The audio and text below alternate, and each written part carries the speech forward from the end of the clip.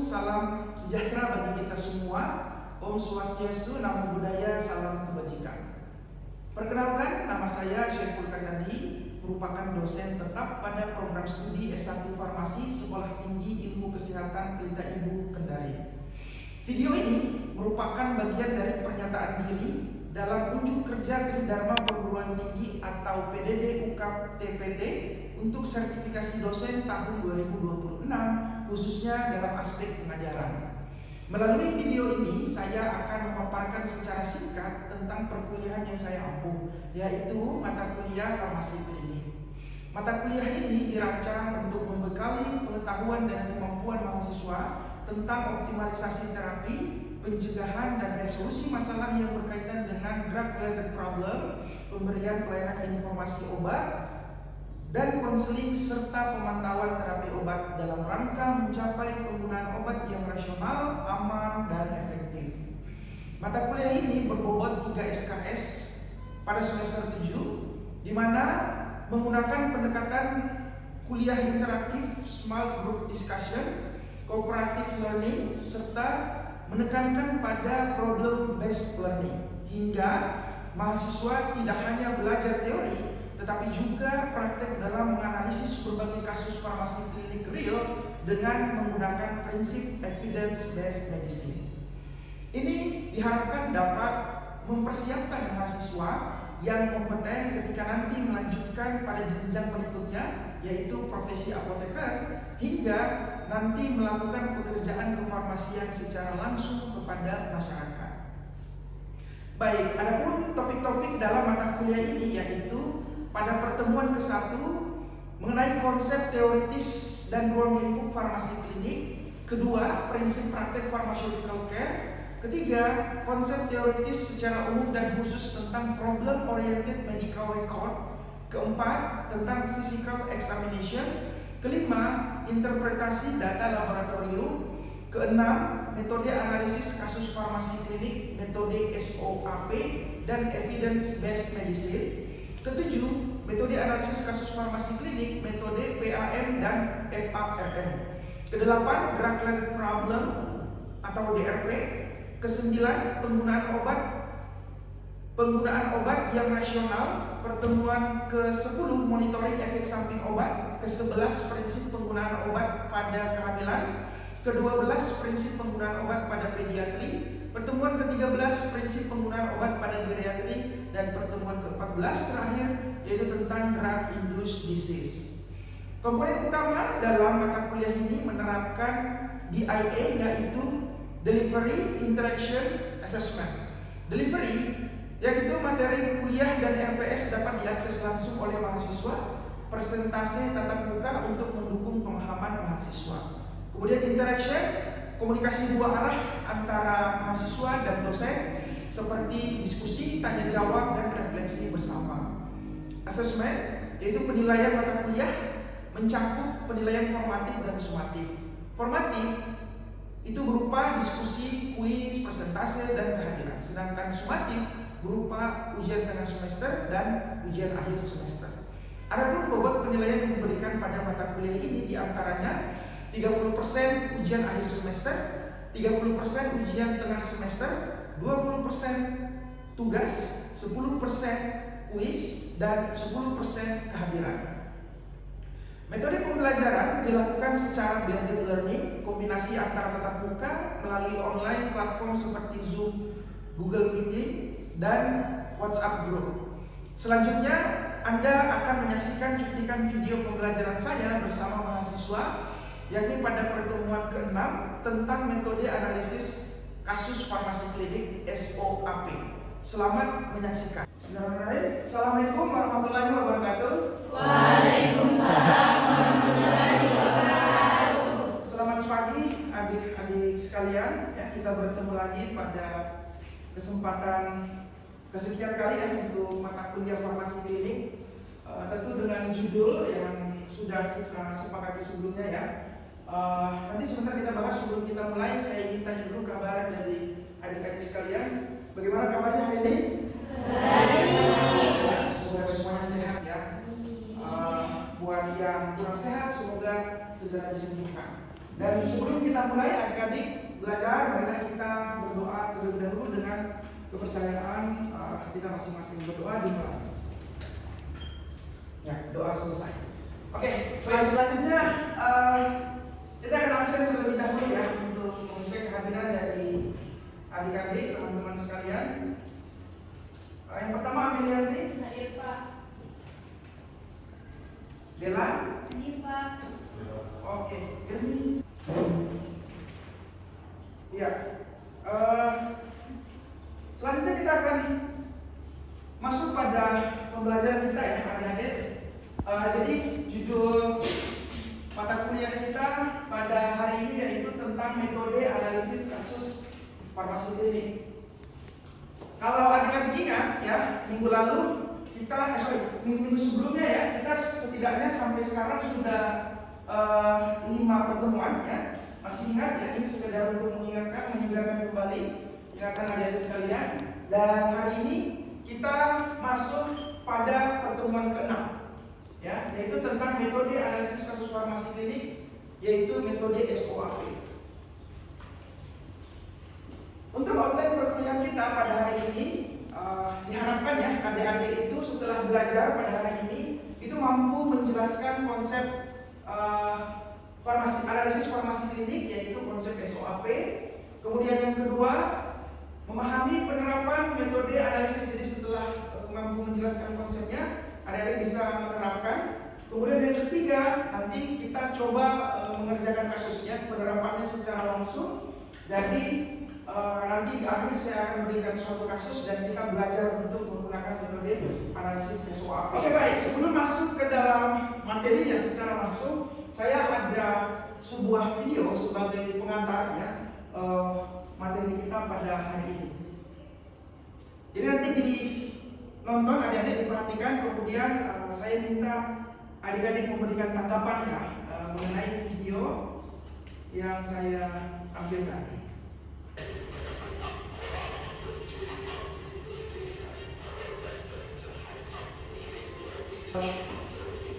Bisa kita lihat bersama ya. Tadi ada suatu aktivitas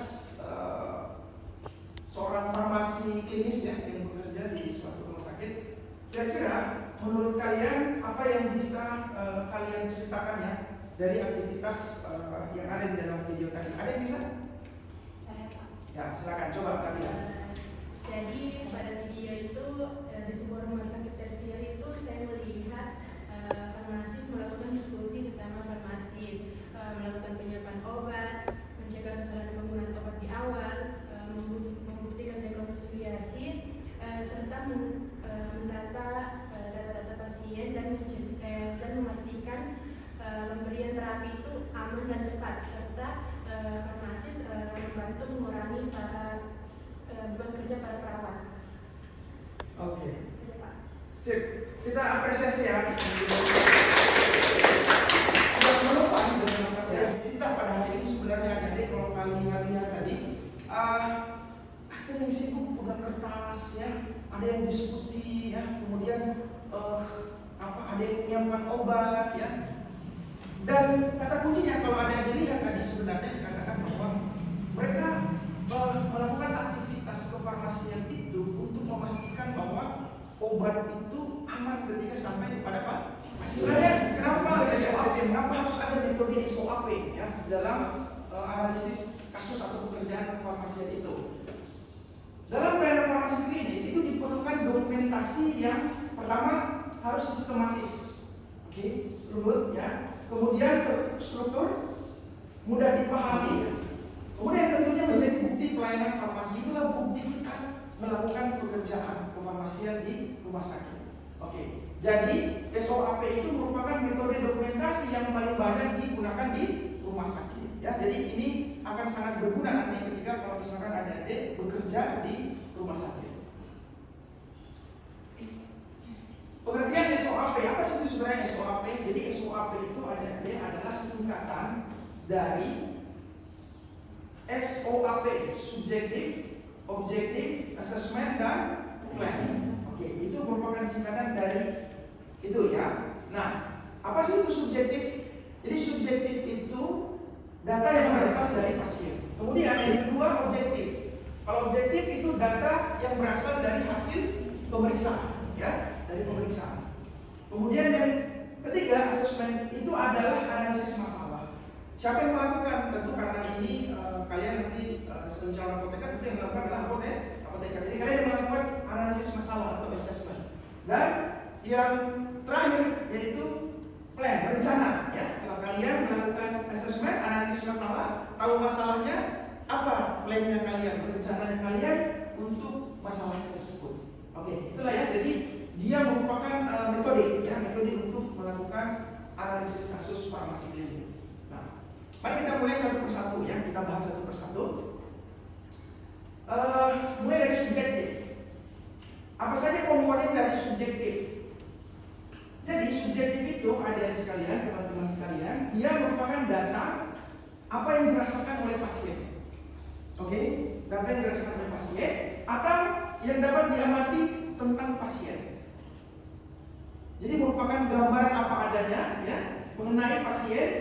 Itu bisa diperoleh dengan cara mengamati, berbicara, dan merespon, atau mungkin yang semacam wawancara gitu, ya. Kalau kayak kalian datang berobat kemudian diwawancara, nah itulah proses orang dokter yang dalam hal ini atau farmasi juga bisa itu ibu apoteker, ibu dokter, bapak ibu dokter, saya sering pusing sejak 2 hari yang lalu. Nah maka subjektifnya adalah di sini betul, pusing. Jadi data yang bisa dicatat sebagai subjektif itu adalah pusing. Oke. Bisa dipahami, ya. Selanjutnya kita masuk pada komponen objektif. Nah, objektif itu yang namanya juga objektif. Jadi dia data yang dapat diukur, ya. Jadi tadi dikatakan objektif itu data hasil pengukuran. Jadi riwayat pasien yang terdokumentasi pada catatan medik dan hasil berbagai uji dan evaluasi klinik. Contoh, tanda-tanda vital. Tanda-tanda vital itu biasanya terdiri dari tekanan darah, ya, kemudian nadi, respirasi, suhu, ya, dan sebagainya. Nah, selanjutnya, termasuk di riwayat objektif itu termasuk adalah riwayat obat. Oke, riwayat obat yang digunakan sekarang termasuk dalam data objektif. Oke, karena kenapa? Data tersebut harus dikaitkan dengan problem kesehatan pasien karena sedang dikonsumsi. Seperti itu obatnya. Oke, sampai di sini ada yang mau ditanyakan?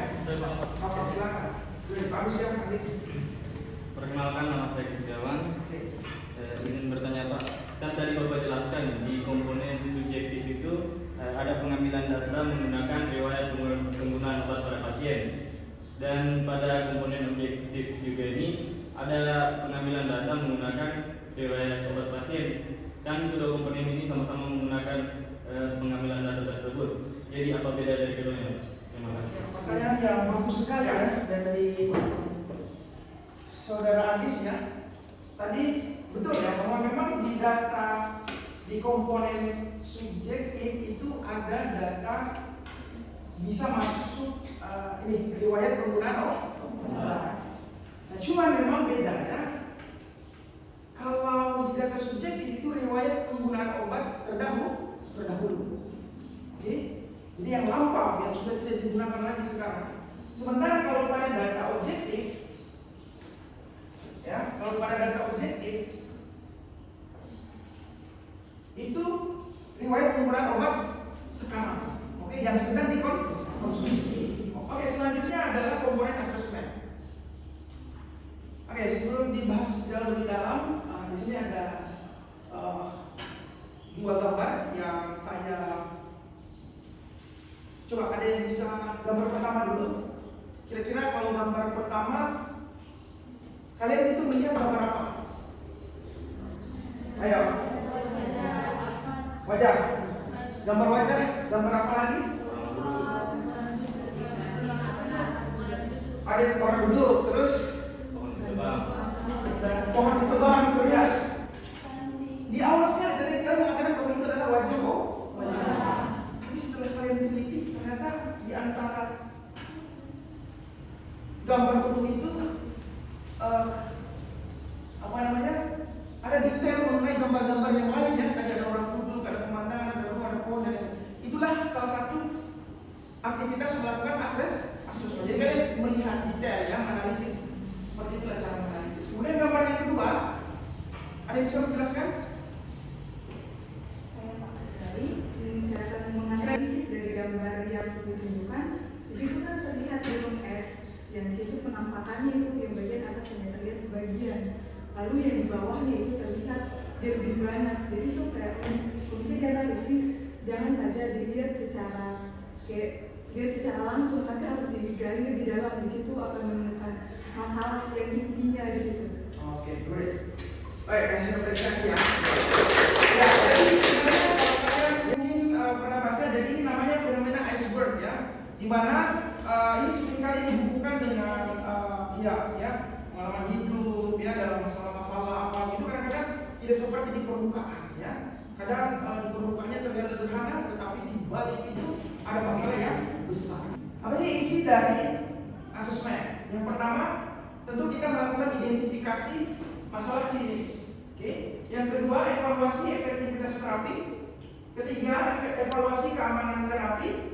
Kemudian analysis drug related problem (TRP) dan target terapi yang belum tercapai.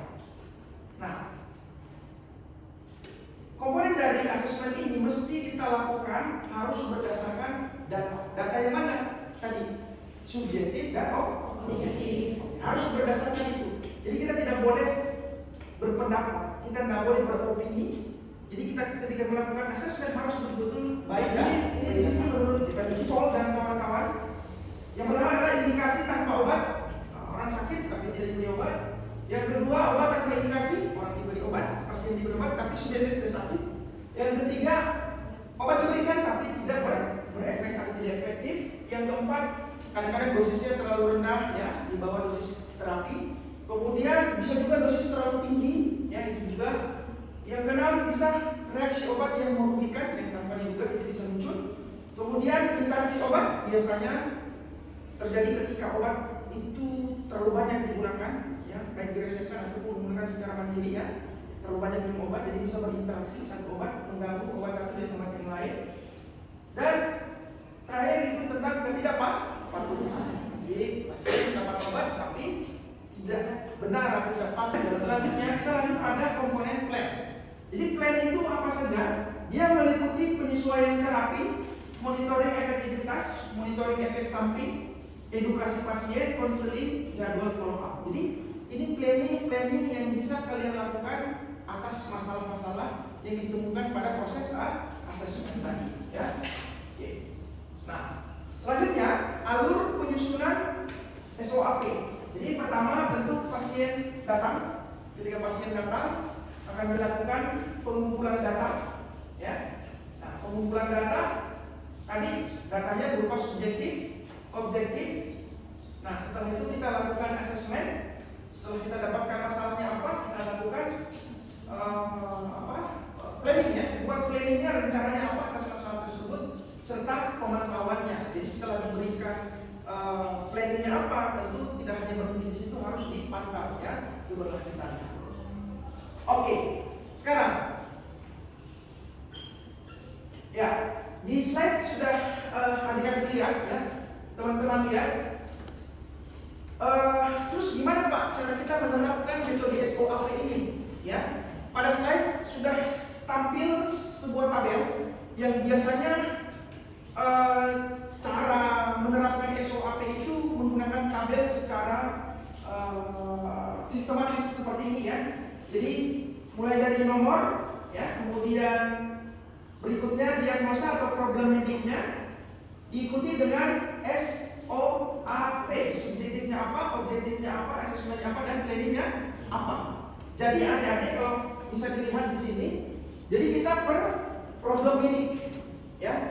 Jadi kalau ada kasus itu kita urai, misalkan diagnosanya atau problem mediknya ada 5, berarti nanti di sini adik-adik membuat ada 5 problem medik.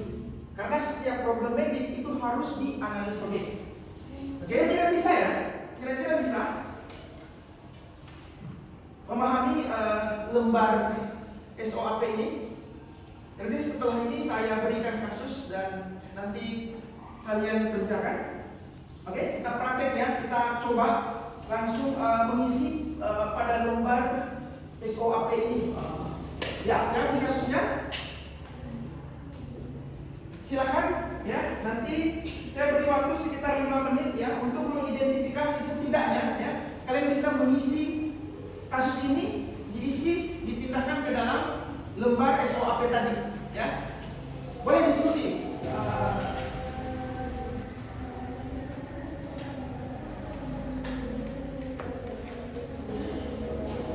Baik, cukup, waktunya habis ya. Tidak usah terlalu sempurna ya, tidak apa-apa karena memang waktunya terbatas. Ada untuk dikerjakan kasus, tapi tujuan saya sebenarnya, capaian saya supaya kalian bisa memilah dulu ya. Jadi kalian bisa memilah dulu kasus ini ke dalam lembar SOAP. Ada yang bisa mewakili teman-temannya mungkin? Ayo, silakan.